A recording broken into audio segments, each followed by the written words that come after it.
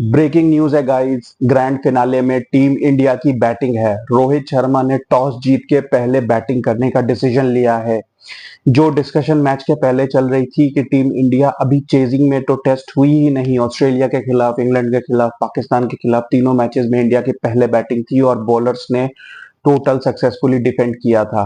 तो अगर फाइनल में इंडिया की चेजिंग आ गई तो क्या होगा? वेल, वो सिचुएशन इस वर्ल्ड कप में अब नहीं आएगी क्योंकि फाइनल में इंडिया की पहले बैटिंग है।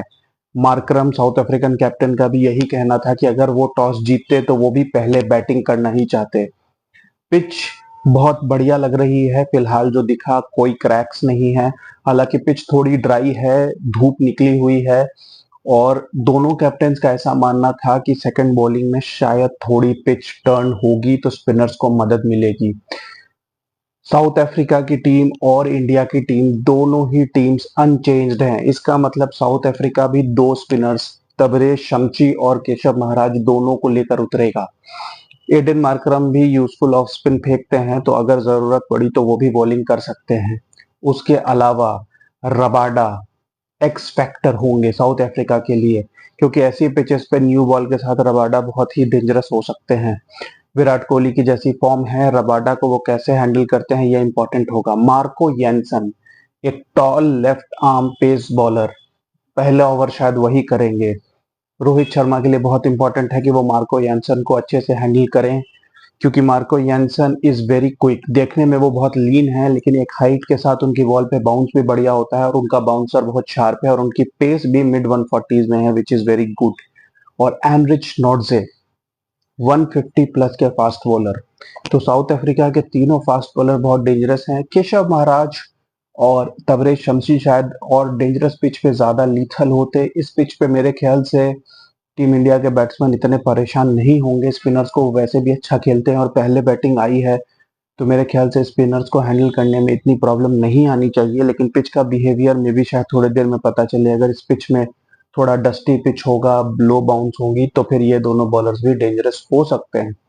टीम इंडिया जिसमें बात हो रही थी कि शिवम दुबे को ड्रॉप कर दो, सैमसन को ले आओ, जायसवाल को ले आओ, विराट कोहली को 3 पे कर दो, ऐसा कुछ नहीं होगा। जो कि मैंने आपको पिछले वीडियो में बताया था, विनिंग कॉम्बिनेशन को कोई भी टीम चेंज नहीं करना चाहती और दोनों टीम्स ने बिल्कुल वही डिसीजन लिया है। वो अपनी विनिंग कॉम्बिनेशन को यूज नहीं करना चाहती। पिच में जैसे कि हमने देखा इस पूरे वर्ल्ड कप में पिच के साथ साथ विंड का भी बहुत इंपॉर्टेंट फैक्टर रहता है और इस ग्राउंड में भी विंड एक बहुत बड़ा फैक्टर है।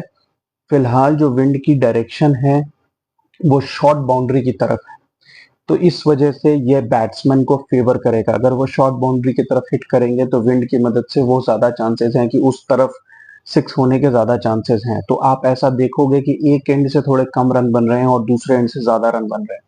साउथ अफ्रीकन बॉलर्स वैसे तो अच्छे हैं लेकिन इन सारे बॉलर्स में एक ही प्रॉब्लम है, इनकी इकोनॉमी रेट। चाहे वो जैनसन हो, चाहे रबाडा हो, चाहे नॉर्जे हो, इनकी इकोनॉमी थोड़ी ज्यादा रहती है क्योंकि इनकी टेंडेंसी है कि हर ओवर में एक या दो लूज बॉल जरूर फेंकते हैं। इसकी एक रीजन ये भी है कि इनका पेस बहुत हाई रहता है और जनरली जब आप 140 145 फेंकते हो तो एक दो बॉल्स रिवर्ट हो जाती हैं। टीम इंडिया के लिए इंपॉर्टेंट है कि they should look to score of those balls and Virat Kohli जैसे ही is look out for boundaries unnecessary. I think वो प्रेशर लेने की जरूरत नहीं है। रोहित शर्मा का रोल बहुत इंपॉर्टेंट है एंड ऐसा मैंने पिछले मैच में भी कहा था और इस मैच में फिर रिपीट करूंगा। जरूरी नहीं है कि वो हर बार 50 60 बनाए, लेकिन एटलीस्ट 20 30 रन बनाने के लिए उनका 3 4 ओवर तक रहना, एक दो हिट स्टार्टिंग में मारना बहुत जरूरी है क्योंकि विराट कोहली उस तरीके की फॉर्म में नहीं है। और ऋषभ पंत जो टूर्नामेंट के स्टार्टिंग में तो टीम के बेस्ट बैट्समैन थे, विथ द टूर्नामेंट उनकी परफॉर्मेंस काफी नीचे आई है तो वो भी बहुत प्रेशर में होंगे। देखना पड़ेगा कि टीम इंडिया कितना बनाती है। एवरेज स्कोर इस पिच पे इस वर्ल्ड कप में 150 का रहा है, एग्जैक्टली 150।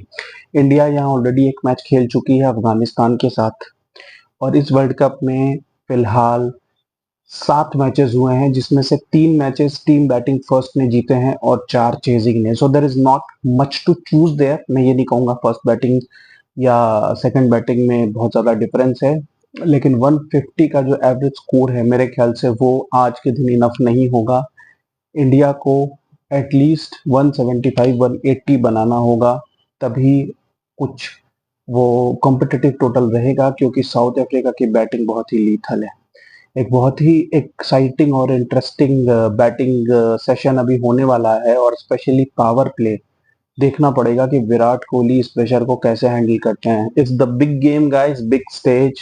मिड इनिंग एनालिसिस में डिस्कस करेंगे कि पिच कैसी थी और इंडिया का टोटल कितना होता है और क्या ये इनफ होगा। Keep watching guys, thank you.